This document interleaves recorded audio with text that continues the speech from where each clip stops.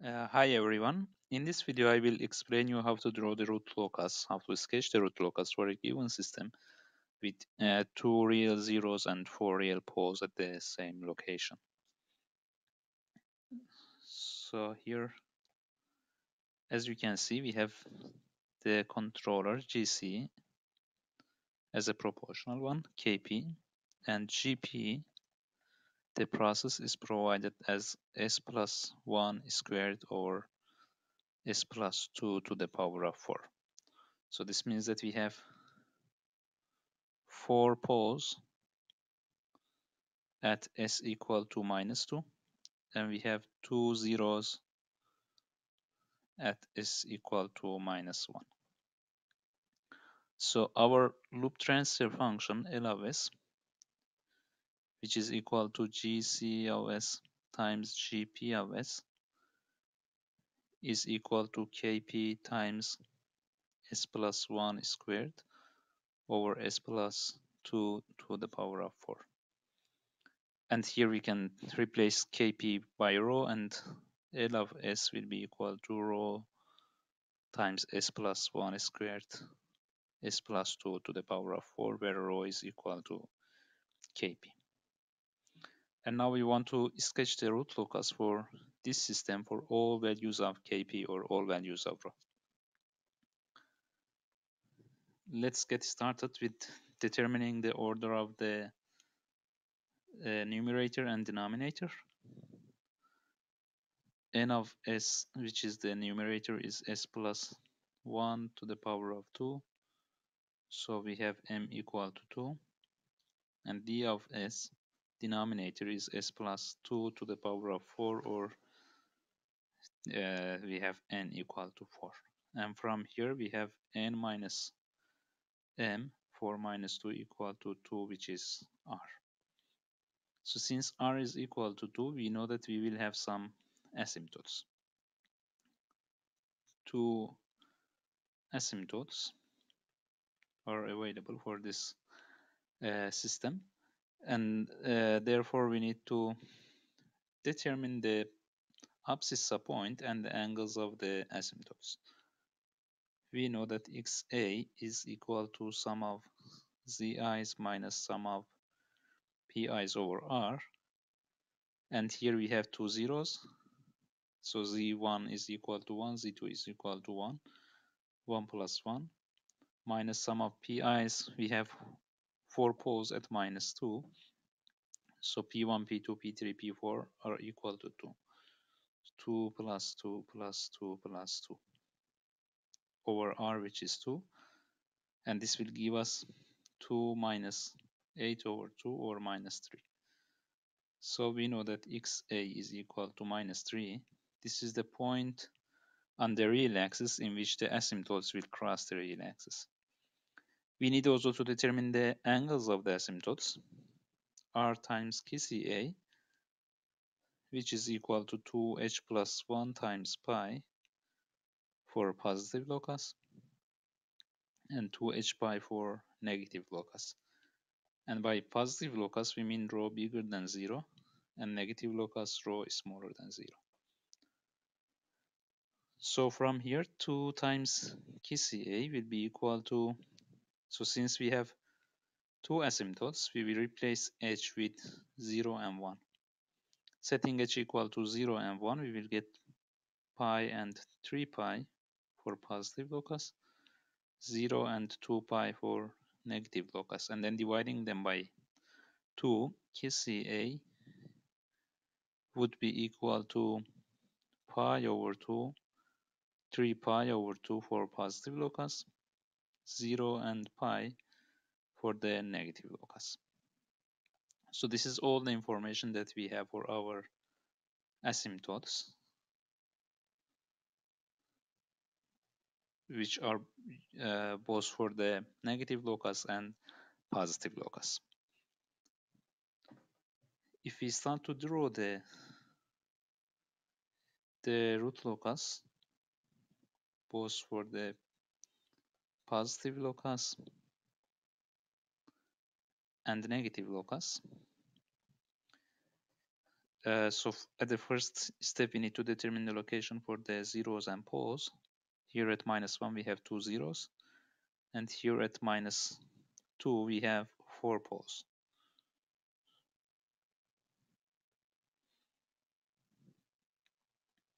The abscissa point xa is equal to -3, which will be somewhere around here. So I call it xa. And for positive locus, we will have asymptotes with the angles of pi/2 and 3 pi/2. So this will be the asymptote for positive locus, one of them, and this will be the other asymptote, again for the positive locus. For the negative locus, we have 2 zeros at -1, 4 poles at -2, and here we have the abscissa point xa. The angles for the asymptotes here are 0 and pi. So we will have so I will just erase this part to have more space. For the negative locus, starting from here, we will have one asymptote going towards -infinity and the other asymptote going towards +infinity.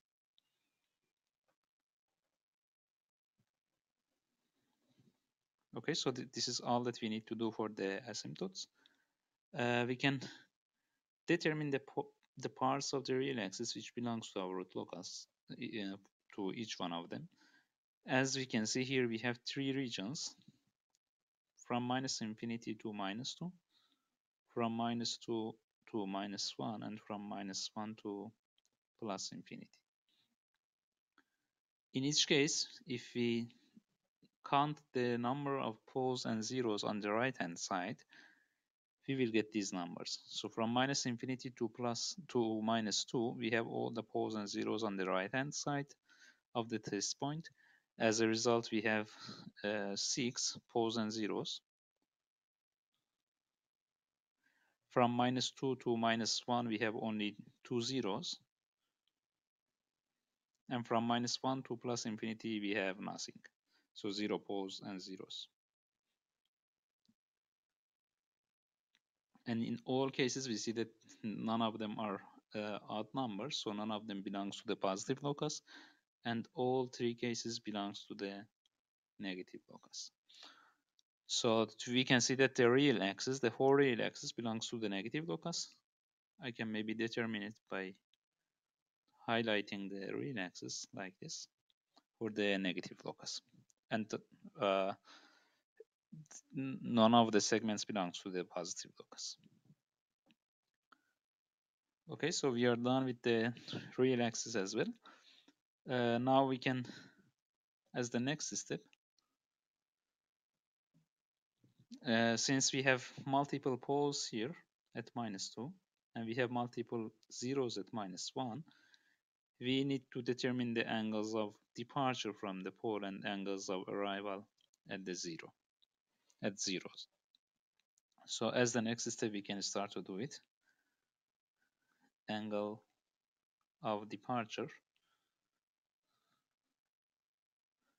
Q times alpha departure, is equal to sum of phi i's minus sum of theta i's plus 2h plus 1 times pi for positive locus, and the sum of phi i's minus sum of theta i's plus 2h pi for the negative locus.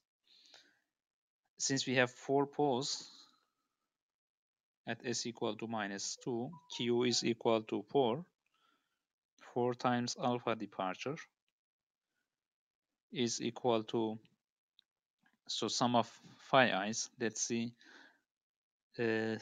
what's the angle of the zeros with the test point in the vicinity of the poles. I can just redraw it here for your convenience. So this is the location of the test point at -2, and we have two zeros here. So to find out the angle of the zeros with the test point, we need to connect the 0 to the test point and draw a line from the zero towards plus infinity, and then measure this angle. And as you can see here, it is equal to pi. And we have two zeros, so we will have 2 pi for the angle of zeros. Minus, all the poles are located at -2, so there is nothing. 0, there is no other pole for which we need to find out the angle. And then we will have plus 2h plus 1 times pi for the positive locus. And the same thing here, 2 pi plus 2h pi for the negative locus. Since we have the q equal to 4, we need to set values of h equal to 0, 1, 2, and 3. So we will get 4 times alpha departure equal to, setting h equal to 0, we will have 2 pi plus pi, which is 3 pi, 2 pi plus 3 pi, 5 pi, 7 pi, and 9 pi for positive locus. And setting again h equal to 0, 1, 2, 3, we will have 2 pi, 4 pi, 6 pi, and 8 pi for the negative locus. Now if we divide everything by 4, this is what we get as the departure angle for our root locus. So we will have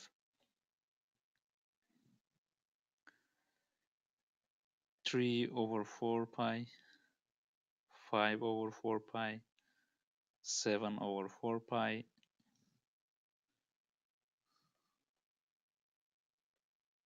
7 over 4 pi, and 9 over 4 pi for the positive locus, pi over 2, pi, 6 pi over 4, and 2 pi for the negative locus. So I can again maybe draw them here just for your convenience, and then I will draw it for draw them on the original root locus graph that we have. So we have at -2 4 poles. For the positive locus, we will have these angles, 3 pi over 4, which will provide us this angle. 5 pi over 4 will be this angle. 7 pi over 4 will be this angle. And 9 pi over 4 will be this angle, or pi over 4. This is for positive locus. And for negative locus, we will have pi, this angle, pi over 2, 2 pi, and 6 pi over 4, or 3 pi over 2. So these will be the angles of departure from the poles at the -2. And we can later on, I will transfer them here, or maybe right now I can do it. So we will have this poles departing from the real axis with these angles, and the poles here, they will depart. Maybe I need to change the color. Yes, so these will depart with these angles. Now we need to find out the angle of arrival at zeros. Angle of arrivals. And we know that q times beta arrival is equal to minus sum of phi i's plus sum of theta I plus 2h plus 1 times pi for positive locus, and minus sum of phi I plus sum of theta I plus 2h pi for the negative locus. Since we have two zeros, q is equal to 2. And now let's see what do we have as phi I and theta I. So now we have 4 poles at -2, 2 zeros at -1, and we want to find out the angle of the poles with respect to the test point that we have here. To find the angle of each pole with respect to that point, test point near -1, we need to connect the pole to that point. Then we need to draw a line from the pole towards plus infinity, and then find the angle. So the angle here between these two lines, which as you can see is equal to 0 degrees. So the sum of theta i's will be equal to 0. And since we have two zeros only at -1, phi i's will be equal to 0 as well. As a result, I can say that 2 times beta arrival is equal to 0 or -0 plus 0 plus 2h plus 1 times pi for positive locus, and -0 plus 0 plus 2h pi for the negative locus. And since we have two zeros, h will be equal to 0 and 1. So we will have, setting h equal to 0, we will have pi, setting it equal to 1, we will have 3 pi for positive locus, and 0 and 2 pi for the negative locus. Now dividing by 2, beta arrival will be equal to pi over 2 and 3 pi over 2 for positive locus, and 0 and pi for the negative locus. And again, I can draw them here. We have two zeros at -1 for positive locus, and for negative locus at -1, the angle of arrival is equal to pi over 2 and 3 pi over 2. So we will have one branch arriving at 0 with this angle and the other one with this angle for positive locus. And for negative locus, we will have one branch with the angle of 0 and another branch with the angle of pi. So both of the branches will be on the real axis. Now I can transfer this into our main root-locus plot that we had. So for positive locus, we will have this angle approaching the real axis and this one here. And for the negative locus, we will have one branch approaching 0 with this angle and another branch approaching 0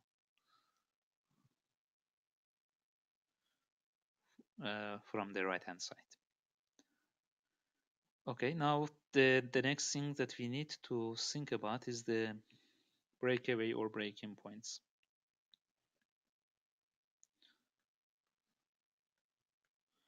Break-in or break-away points. So I hope now you know how to find out the break-in or breakaway point, but just as a to provide you some review, I do it again. We know that 1 plus rho times n over d is equal to 0 as our characteristics equation. So we will have rho equal to minus d over n. To find out the break-in or break-away points, which are local maximas, we need to find out d rho over ds and set it equal to 0. D rho over ds could be obtained as minus d prime n minus m prime d over n squared. And setting it equal to 0 is equivalent to setting m prime d minus d prime n equal to 0. So if we find out the roots of this, we are indeed finding out the break-in or break-away points if there is any. N of s is given as s+1 squared, and d of s is s+2 to the power of 4. And from here we can see that n prime is 2 times s+1 and d prime is 4 times s+2 to the power of 3. So forming m prime d minus d prime n, we will have 2 times s+1 times s plus 2 to the power of 4 minus 4 times s plus 2 to the power of 3 times s plus 1 to the power of 2 equal to 0. So as you can see here we have n, d prime, d, and m prime. To find out the roots of this equation, this polynomial, we see that we have s plus 1, so we can factor it out, s plus 1 times s plus 2 to the power of 3, s plus 2 to the power of 3, and then we will have 2 times s plus 2 minus 4 times s plus 1 equal to 0. And from here we see that there is one root at minus 1. We have s2, 3, 4, or 3 roots at minus 2, and one root comes from here.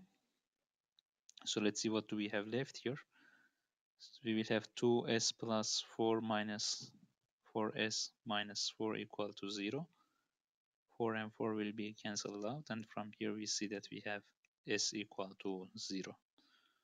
So we have one root here at minus 1, one root at 0, and 3 roots at minus 2. In total, we have 5 roots for this polynomial, or 5 break-in or breakaway points. So one way to determine whether a break-in or breakaway point is either one is to determine the sign of the second derivative of rho at the given test point. So you can go and try to find out the second derivative of rho with respect to s and determine the sign at any of these points at s1 to, so I will call this s5, 1 to 5, and then determine the sign. If it's bigger than 0 or if it's smaller than 0, you can decide whether it's a break-in or breakaway point. However, since I know that we have these break-in or breakaway points, we can have a look at our overall root-locus system and determine whether one is a break-in or breakaway point. So keep in mind that we have points at 0, minus 1, and minus 2. Okay, so coming back here, the point at s equal to 0, the break-in or breakaway point at s equal to 0 is here. And since that this part of real axis belongs to the negative locus, we know that s equal to 0 is a break-in or breakaway point for negative locus. S equal to minus 1 is the point which somehow belongs to both of our plots. However, we can see that here in the case of positive locus, we have two branches coming towards the zeros. So s equal to minus 1, this was s5 I think, and this is s1. s1 equal to minus 1 belongs to our positive locus, and it's a break-in point, because we know that for sure the branches break into the real axis at that point. And s equal to minus 2, since it coincides with the location of the pose, is a breakaway point. And it happened 3 times. That's because we have one break away here, one breakaway here, and one breakaway here. So in both 3 cases, s 2, 3, and 4 equal to minus 2. 2 of them belongs to the positive locus, 1 belongs to the negative locus, and in all cases it's a break away point.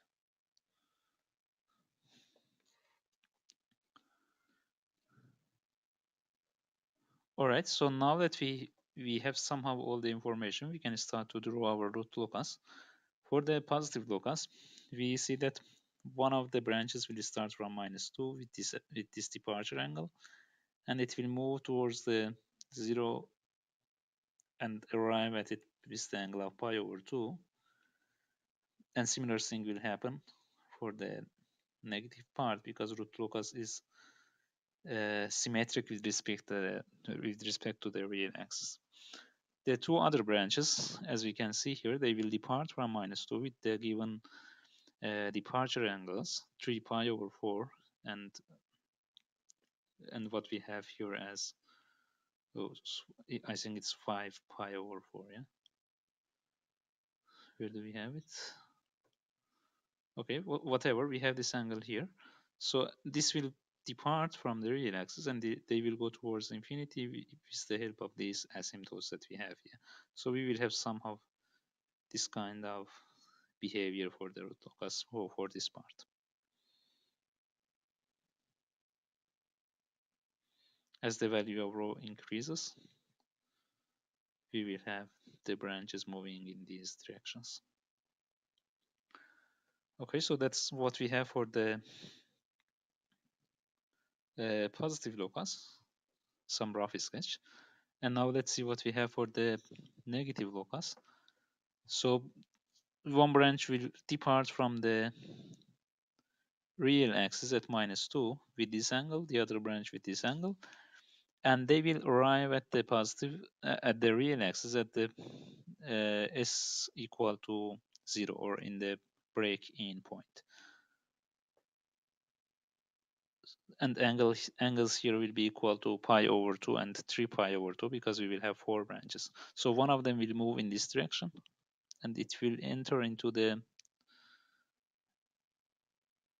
real axis with this angle, pi over 2. The other one will move in the other direction, and it will enter the real axis at s equal to 0.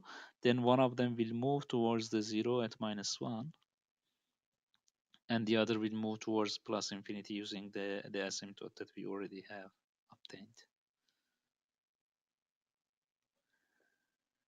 The other two poles that we have at -2, one of them will start to go towards the 0 with this angle, and the other one will go towards -infinity using the asymptote that we already have drawn. So this will be another branch, the last branch in it.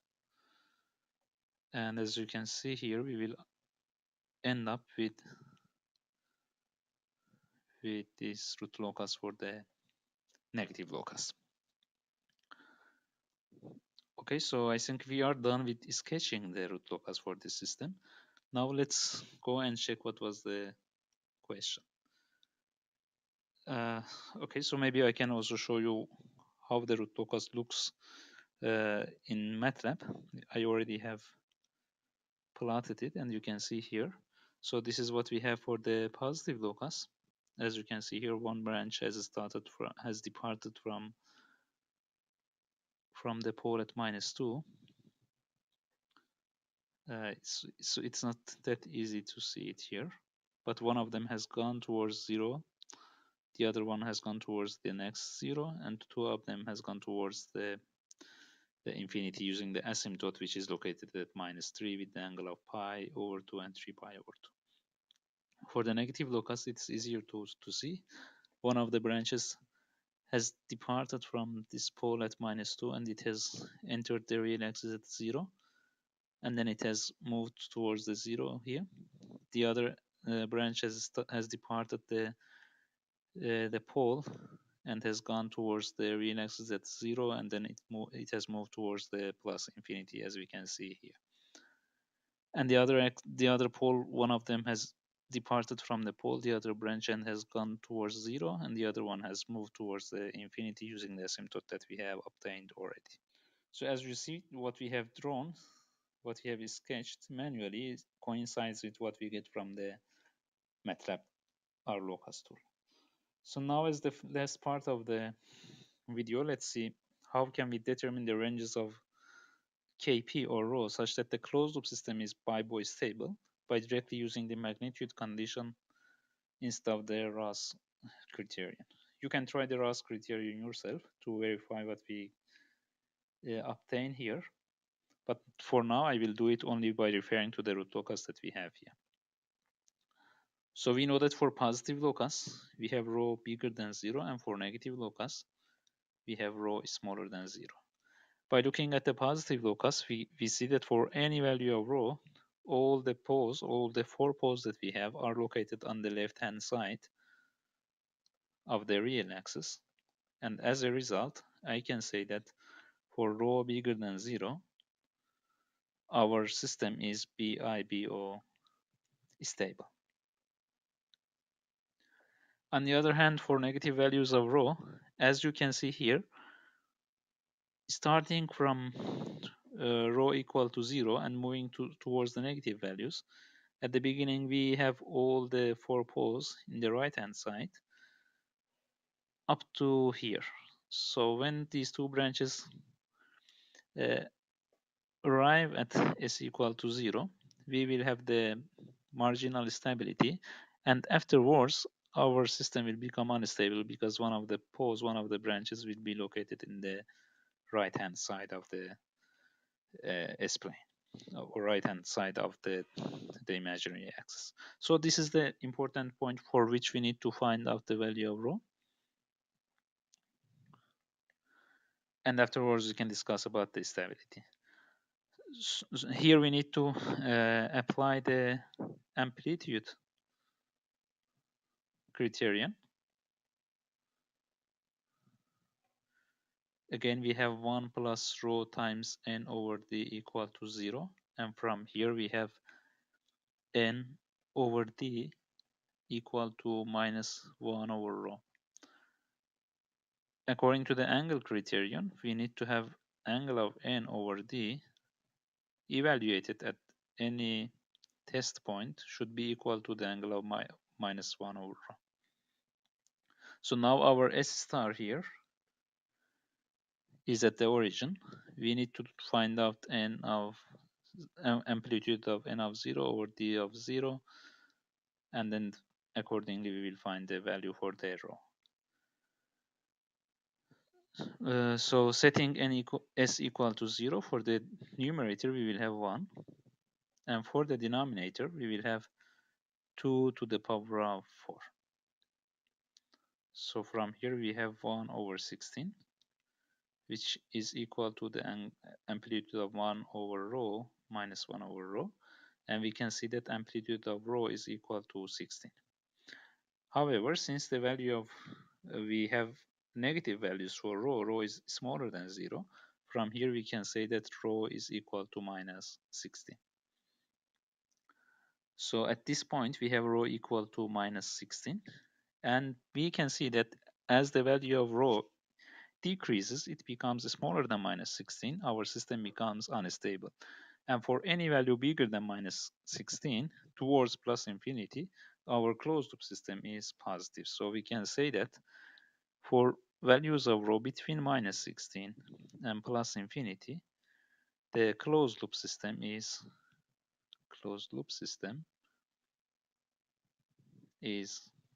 BIBO stable. And I would like you to verify this using Routh's criterion as well. I hope you know how to build the Routh-Hurwitz table, and then according to the table determine for which values of rho or Kp the closed loop system becomes stable or unstable. Okay, so I think that's all for this video. I hope you have enjoyed it and have learned something on how to sketch the root locus for a given system with multiple poles and multiple zeros at a given location. So again, if you think that it would be helpful for some other people, please don't hesitate to share it. Share the video with your friends, with your colleagues, and thank you for watching, and see you next time.